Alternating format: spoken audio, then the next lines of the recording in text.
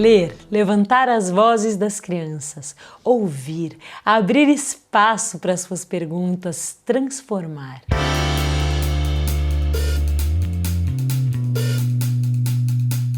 Você está assistindo a série Criança Lê, Literatura e os ODS da Agenda 2030 da ONU. E esse é o episódio número 15, que se intitula Nossa Casa e o Mar. Ele trata do livro No Corredor dos Cogobós, de Paula Fábio, publicado pela editora SM. Esse livro traz o Objetivo de Desenvolvimento Sustentável número 7, Energia Limpa e Acessível. Cogobós são os azulejos, assim, os tijolos vazados. Pois então, no corredor dos Cogobós, porque num prédio lá na cidade de Santos tinha um corredor cheio dessa cerâmica elemento vazado. E nesse prédio morava uma menina, só que essa menina morava em 1980. A história corta e vai para 2015. Em 2015 morou no mesmo prédio um menino. E esse menino encontrou um objeto da menina que fez ele se apaixonar por ela. Vocês sabem que objeto que é? Não. Um diário. Cauã, por que você acha que é um diário? A sua ideia é boa. Por que você acha que se ele ler um diário ele pode se apaixonar? Porque no diário as pessoas contam as histórias dela, das pessoas. Exatamente. Pois ele leu um diário dela que ela esqueceu numa gaveta e se apaixonou por ela. O nome da menina é Aide e o nome do menino é Benjamin. E é a história dos dois que eu vou contar. Quando o menino encontrou esse livro, ele começou a ler, não era bem um livro, era um diário, ele começou a ler como quem lê um livro e ficou enlouquecido por ela. Agora, diz uma coisa para mim, vamos ver se vocês vão na pista do que acontece na história. O prédio é lá em Santos, alguém já foi para Santos? Eu já. Eu fui quando eu era bebezinha, quase eu não lembro. É uma cidade no litoral de São Paulo, a uma hora e pouquinho da capital, e é o maior jardim marítimo que existe no estado, é enorme. E é uma cidade que tem Mata Atlântica, tem morro, tem lugar plano, é uma cidade deliciosa, com uma praia muito gostosa e tem muito velhinho lá. Tem muita população, gente que se aposenta e vai viver em Santos. E tem muita gente que vai lá nas férias para passar o verão. Pois é o caso desse menino. Benjamin, em 2015, foi passar o verão. Abriu a gaveta, pimba, estava lá o diário da Aide. Quando ele começou a ler, ele descobriu que a Aide era uma menina muito... Muito o quê, gente? Quem chuta? Muito legal. Muito bonita. Ela era muito bonita, muito legal, e ela era principalmente muito inteligente e muito espirituosa. E aí conta a história de que a Aide estava morando com a mãe dela nesse apartamento que era bem pequenininho, tipo uma kitnet, que é um apartamento que não tem divisão entre a sala, o quarto, a cozinha, tem só divisão entre o banheiro, é um apartamento bem pequenininho. Ela morava lá com a mãe e um dia ela saiu escondido. E quando ela saiu escondido, gente, ela presenciou um acidente. E foi nesse dia que ela presenciou um acidente, fugindo da escola, andando escondida, que ela conheceu um moço chamado Michel. A autora conta que o Michel era um pintor francês e era um cara com uma biblioteca cheia de livros legais, que adorava conversar com a Aide e a Aide adorava ver ele pintar. E eles começam a ficar melhores amigos e até a mãe da Aide gosta muito dessa amizade. Aí depois corta. Vamos voltar para a vida do Benjamin. Benjamin está de férias, achou o diário, começou a ler, ficou muito empolgado, e o Benjamin está vivendo um momento muito difícil da vida. Gente, qual é um momento difícil que às vezes a gente vive? Coronavírus. Qual outro momento difícil? Quando a gente perde alguém da família. Uau, Ana, esse é um momento bem difícil. E às vezes a gente está vivendo uma mudança e a gente fica com o coração bem partido, pois... Quando alguém fica doente, aí você... É um momento difícil, porque você tem que pagar, aí você vive outro momento difícil. Ah, pois sabe quem estava doente nessa história, gente? Quem adivinha? Quem? O Benjamin. Benjamin? Aide, o Benjamin ou o Michel? Michel. O Michel. O Michel tinha uma doença que é uma coisa muito difícil, muito triste, que é uma doença degenerativa. Alguém sabe o que é isso? Não. É uma doença genética que, de repente, o seu corpo começa a travar.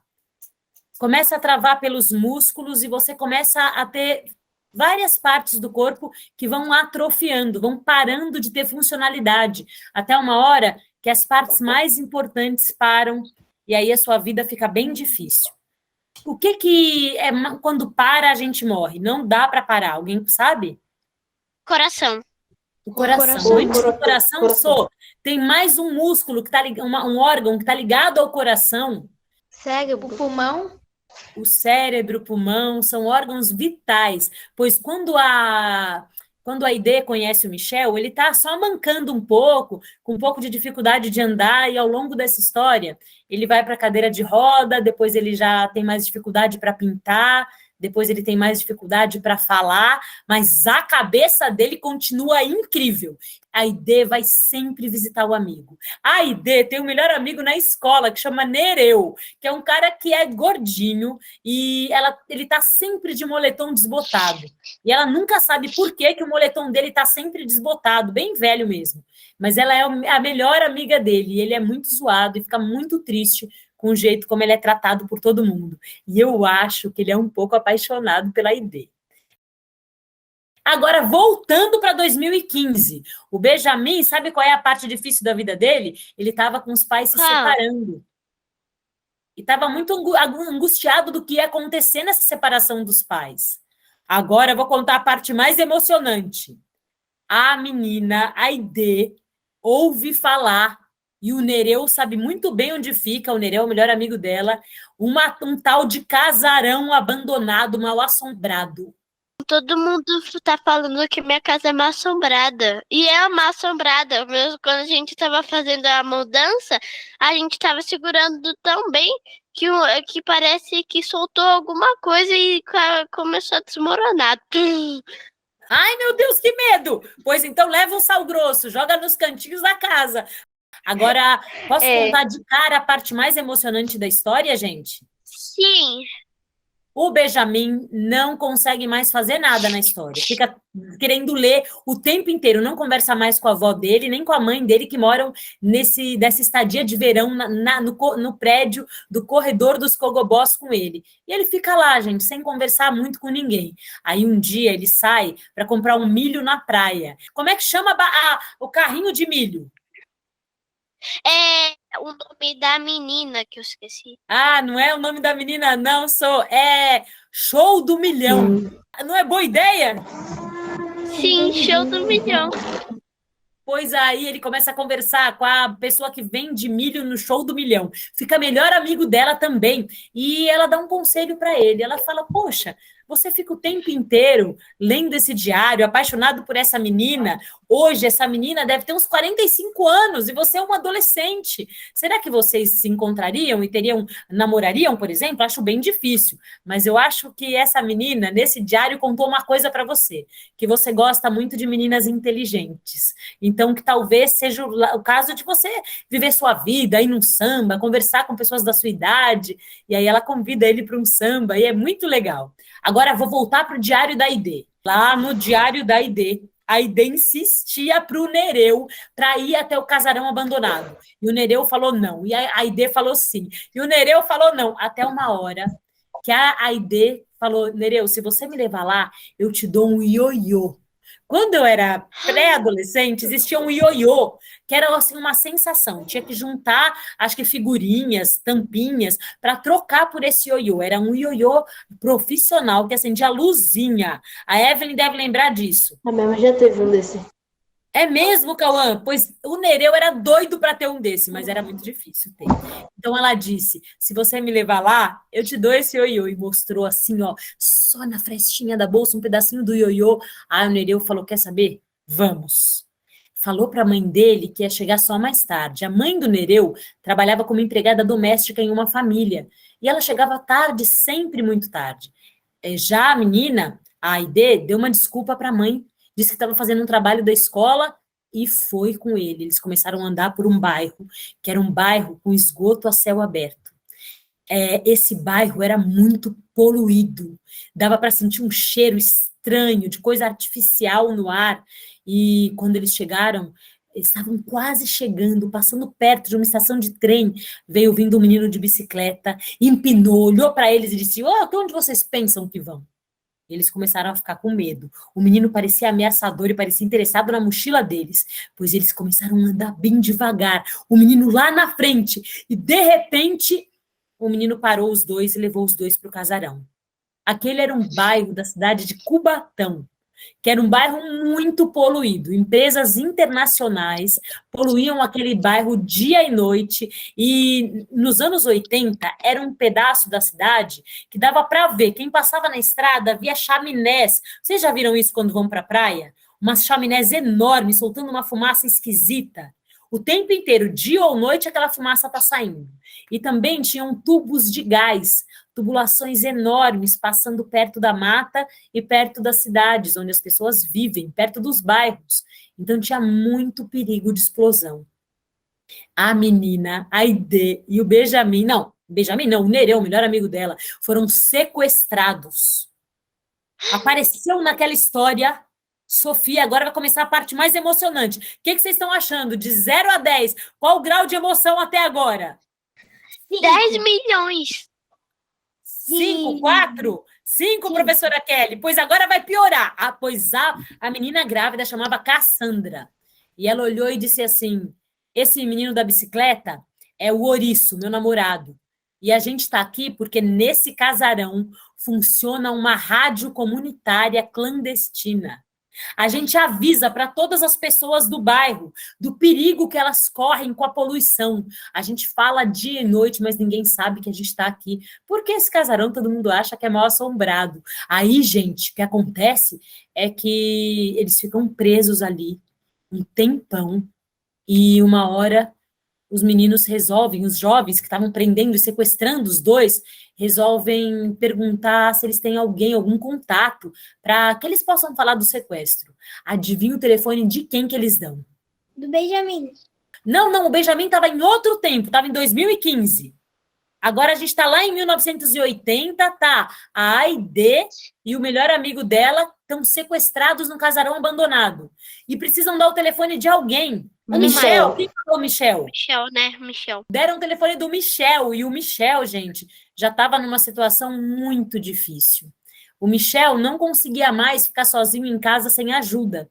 Então ele tinha um enfermeiro. E o enfermeiro do Michel foi quem atendeu a ligação. O Michel deu uma desculpa, falou para a mãe da Aidê e falou também para a mãe do Nereu que eles estavam fazendo uma pintura de presente de Dia das Mães para as duas. Elas ficaram desconfiadas, mas, enfim, não ficaram bravas. E o enfermeiro veio buscar os dois num bar, nesse bairro, bem assustador. Só que quando eles estavam lá sequestrados, o chefe da gangue, chamado Barba, disse para a menina: a gente está aqui porque a gente não pode deixar essa poluição acontecer e as pessoas se contaminarem sem saber. A Cassandra, que está aqui grávida, vai ter um bebê que tem um problema genético muito grave por conta da poluição. Porque essas contaminações estragam a vida de várias gerações. As pessoas contaminadas que têm filhos com defeitos genéticos graves, com deficiências graves, às vezes que geram morte ou vidas difíceis. E não adianta fazer nada, porque a gente já falou com o mundo todo, e a Aidê, que era muito curiosa, muito desafiadora, falou assim: olha, eu posso ser só uma menina, mas eu tenho um amigo francês que é pintor, que pode falar com todo mundo da imprensa internacional. E o Barba deu uma grande risada e disse: eu já tentei, esses pintores só ficam lá tomando vinho, comendo amendoim o dia inteiro e não estão nem aí para ninguém. Pois quando ela contou isso para o Michel decidiu ele mesmo ir até aquela casa. Gente, o que aconteceu? Vocês acham que os pais ficaram bravos? Eu acho que o Michel ficou tão bravo, muito bravo, que contou pro bairro inteiro ir pra lá. O que vocês acham, gente? O Michel contou que eles foram sequestrados para os pais? Ou manteve a mentira para as mães, que estavam pintando para fazer uma homenagem de Dia das Mães? Manteve a mentira. Será que manteve, Lucas? Lucas, na verdade, ele contou.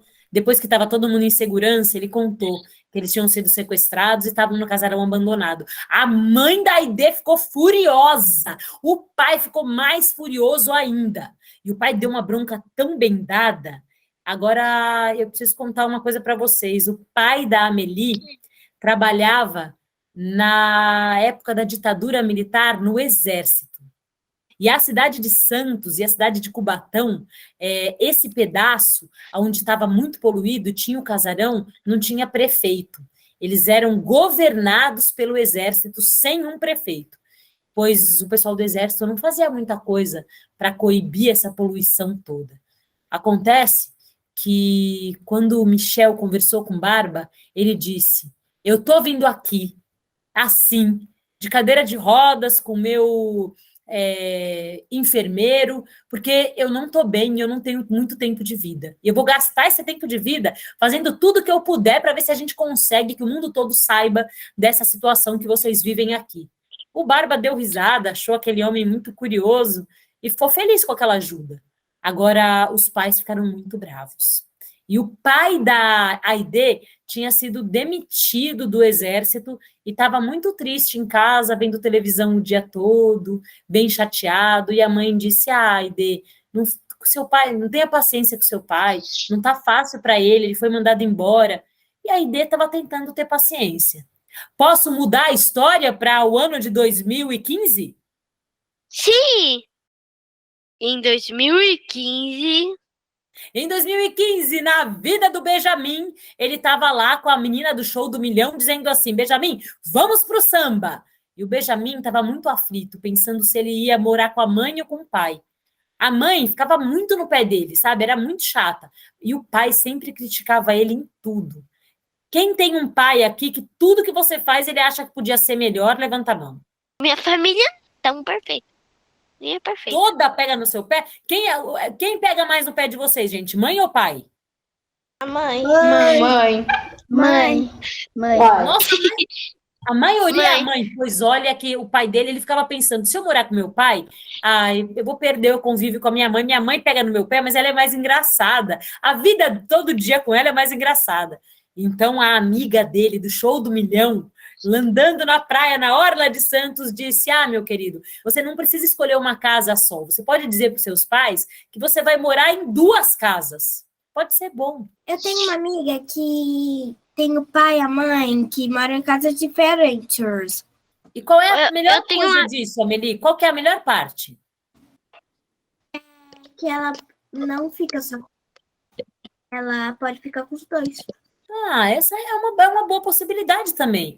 Pois ele tomou coragem, gente, e disse para o pai dele que ele queria morar um pouco com a mãe e um pouco com o pai. O pai ficou feliz, porque ele achou que ele ia querer morar só com a mãe. E a mãe ficou feliz, porque achou que ele fosse querer morar só com o pai.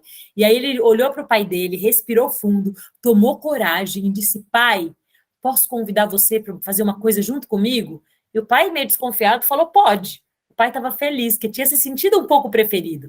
Ele disse: pai, vamos para o samba? E pela primeira vez o pai não criticou e eles foram juntos para o samba e foi muito legal. Agora vamos voltar. Em 1980...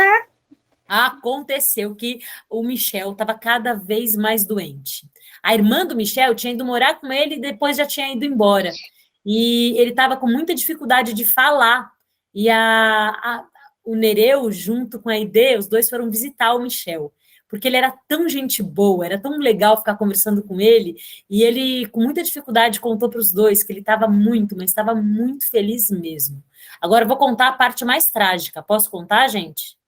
Pode. No meio do sequestro, alguém mata a Cassandra e o bebê que estava dentro da barriga dela. E o ouriço, que era o pai do bebê, fica muito chateado. E é o Barba que abraça ele e diz: você tem que ser forte. Seu bebê ia viver, mas não ia viver uma vida boa, porque estava muito contaminado, e a Cassandra também. E eu estou do seu lado. E a gente vai continuar com a nossa rádio clandestina. Vamos cortar? Vou cortar agora para a cena final do livro, gente. Em 2015, acaba as férias do Benjamin. É hora de voltar para São Paulo para morar com o pai, com a mãe, com o pai, com a mãe, com o pai, com a mãe. E adivinha o que ele faz, o Benjamin, com aquele livro diário que ele achou no prédio do corredor dos Cogobós? Não sei. O que ele faz, gente? Ele doa? Ele leva. Ele fica muito angustiado, porque o livro não conta a parte que o Michel morreu, o livro não conta o que aconteceu com o casarão abandonado, o livro não conta se no sequestro a Aide deu um selinho ou não deu no Irineu, que era o melhor amigo dela. O livro não conta o que aconteceu. Mas aí ele começa a pensar, o Benjamin, que nem todas as histórias contam todos os fins, nem todos os filmes, nem todas as séries. Às vezes é importante que a gente não saiba o fim, porque a gente pode imaginar vários finais. Agora, voltando a 1980, a Aide fala com o melhor amigo dela e eles vão juntos encontrar o Michel. Quando eles vão juntos, eles estão bem chateados com a morte do bebezinho da Cassandra e da Cassandra. E o Michel Mas quem morreu? Quem matou? Ninguém Quem sabe, matou a- Ninguém sabe quem matou a Cassandra. Estão investigando no livro. O livro não conta o final dessa investigação. O livro só conta que, de repente, a Aide e o melhor amigo olharam para o Michel e o Michel, com muita dificuldade, disse: eu estou muito feliz que vocês estão aqui. E aí, quando o Michel entrou no quarto, deitou um pouquinho para descansar, o enfermeiro foi ajudá-lo, eles abriram um livro e olharam a palavra felicidade. Alguém sabe o que é felicidade? Prazer. Alguma coisa que te dá prazer. É uma boa ideia, Lucas. A alegria de você estar com a pessoa que você mais gosta. Alegria de estar com a pessoa que você mais gosta. O Breno, ele disse aniversário. Aniversário é um momento bom de felicidade. Felicidade, gente, é um estado passageiro. É um momento. Congela. É um momento em que está tudo pleno. E você está muito feliz de ser quem você é naquele instante. Isso é o que diz o livro. E aí eles olharam para o Michel e perceberam que naquele momento, apesar de ser um momento muito duro, existia uma grande quantidade de felicidade por os dois serem muito amigos e estarem juntos ali naquele momento. Gente, agora eu vou contar o que ele fez com o diário. Sabe o que ele fez? O quê? Deixou exatamente onde estava, porque ele pensou que outro menino poderia encontrar aquele diário e se apaixonar por ela, que nem ele se apaixonou por ela. Lendo as palavras dele, como o Cauã já tinha dito que ia acontecer. Agora, gente, esse livro fala de qual tema? Qual é o objetivo de desenvolvimento sustentável que ele traz? Amizade e amor.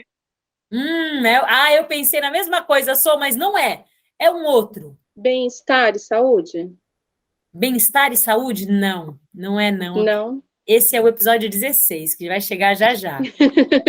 É o da família. O da família fala de bem-estar e saúde. Porque fala que saúde tem a ver com bem-estar social, mental, lembra? Físico, não só com a ausência de doença. Esse trata de energia limpa. Do Cubatão, Santos. Exatamente. Né? Vocês sabem quais são os meios que a humanidade tem para conseguir energia? Para mover indústrias, para mover... Energético? Isso, como é que... Amelie, como é que o ser humano consegue? Como é que a humanidade consegue, no planeta, energia hoje em dia? Quais são as fontes de energia que a gente conhece? Água. Como é que é água? Luz solar. Vento. Vamos lá. Vento, energia solar, água, o que mais? Carvão ainda é muito utilizado. E tem um que ninguém falou, que é muito comum. Como é que os carros andam? Com gasolina. Combustível. Gasolina. Motor. Certo, e o motor, Lucas, é mover combustível. Como é que eu faço para produzir gasolina e produzir álcool? Petróleo. Como? Petróleo. O petróleo produz gasolina e para produzir álcool? Eu acho que é a cana de açúcar. É isso, Ana, é isso, Cauã. O petróleo, ele deriva a gasolina, mas o álcool vem da cana-de-açúcar. Então, é preciso plantar cana-de-açúcar em larga extensão e nas usinas de cana, transformar aquela cana-de-açúcar em combustível, em álcool para ser usado pelos motores dos carros, como disse o Lucas. Gente, todas as maneiras de produzir energia impactam no planeta. Por exemplo, água. Alguém falou que dá para produzir energia através da água. Me explica como é que é esse mecanismo. Tem um moinho assim que vai coisando a água, não é? Isso! Você está falando das turbinas, Stephanie. As turbinas giram e a força da água naquele giro vai gerando energia. Agora, para eu ter muita água, para passar pelas turbinas, o que eu preciso fazer? Ou de um motor, ou da água para servir de força para mover essa turbina. Então, a gente faz uma represa.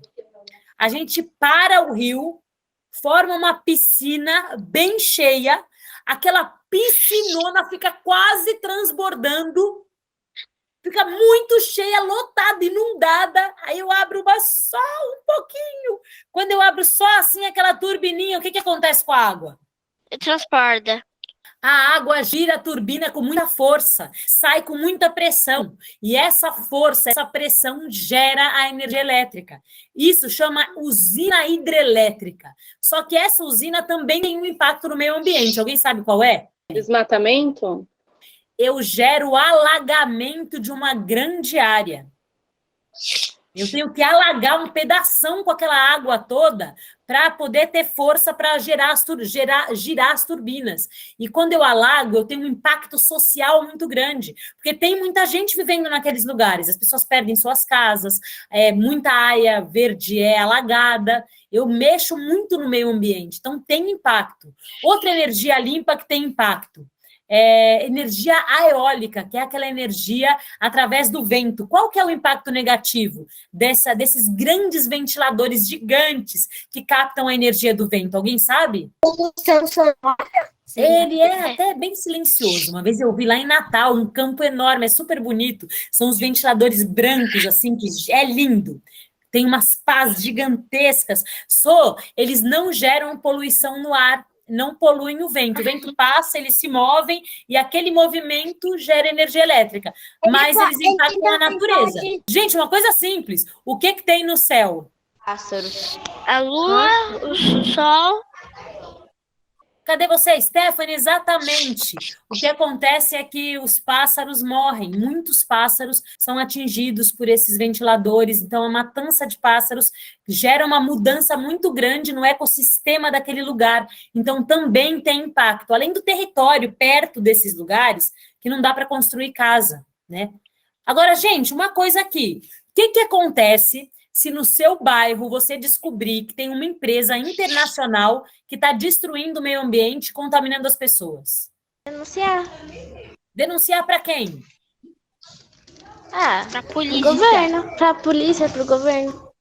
Certo. E como é que a gente faz para denunciar? Vocês sabem?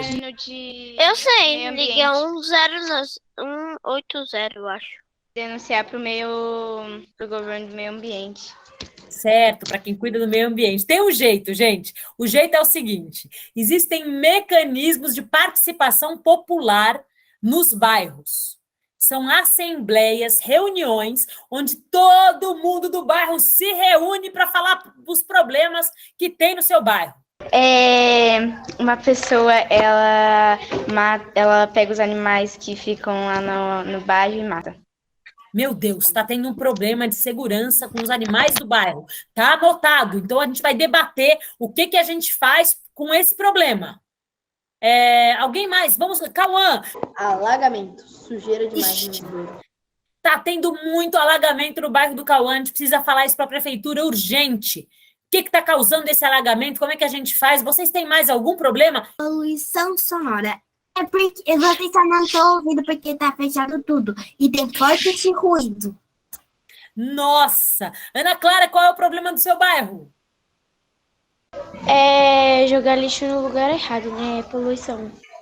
Nossa, vamos fazer o seguinte, Ana Clara. Faz de conta que a sua denúncia é que o caminhão de lixo nunca passa. Iluminação dos postes durante a noite. Certo, então tá tudo queimado e ninguém troca. Eu vou dar um problema para ser o problema, então, ó, da Liz. Liz, tem um buracão na sua rua, tá? O asfalto tá todo esburacado. Pronto, do Breno, deixa eu inventar outra. Breno desmoronou o barranco do lado da sua casa. Por pouco que você não foi junto. Poluição visual. Poluição visual é tanto cartaz, é tanta coisa que tá o caos. Inundação. Inundou o bairro da Esther todo. Falta de moradia. Muita gente precisando de casa. Boa. Então, a gente anota todas essas questões e a gente leva essas questões para a nossa subprefeitura, que é quem cuida da nossa região. E aí as subprefeituras das cidades vão reportar, vão contar sobre essas assembleias para as prefeituras. E quem está sentado lá na mesa, anotando as coisas, pensando a cidade, vai saber os problemas reais dos bairros e como planejar a cidade a partir desses problemas. Gente, esse mecanismo de participação social existe de verdade em todos os bairros de São Paulo. A gente pode denunciar individualmente os problemas do bairro, mas a gente pode muito conversar com quem está passando pelas mesmas coisas, contar os problemas e usar os mecanismos de participação popular para construir uma cidade que está mais de acordo com a nossa voz. Aí vocês vão dizer assim, vocês são só crianças, criança não muda o mundo, criança é só coisa do futuro, isso é uma grande mentira.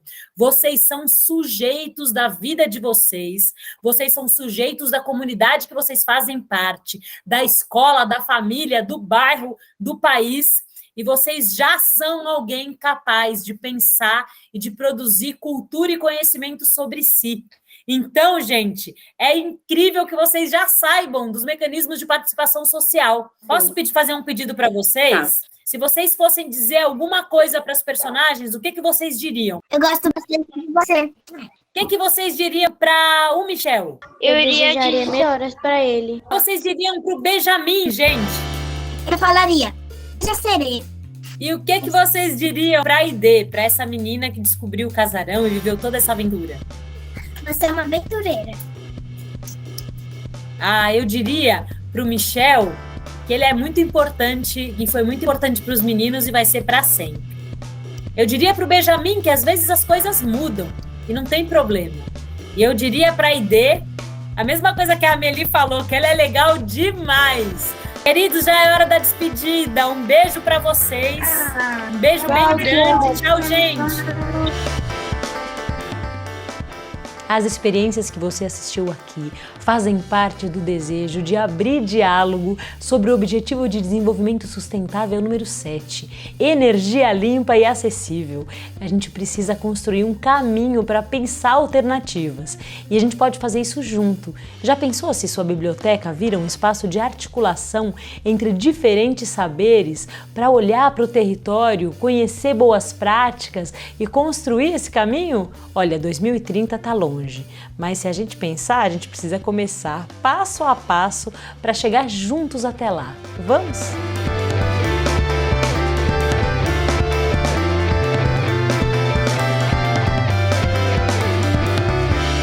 Criança lê, E o mundo começa de novo. e nasce um novo porquê. Porquê, porquê, porquê. Criança lê.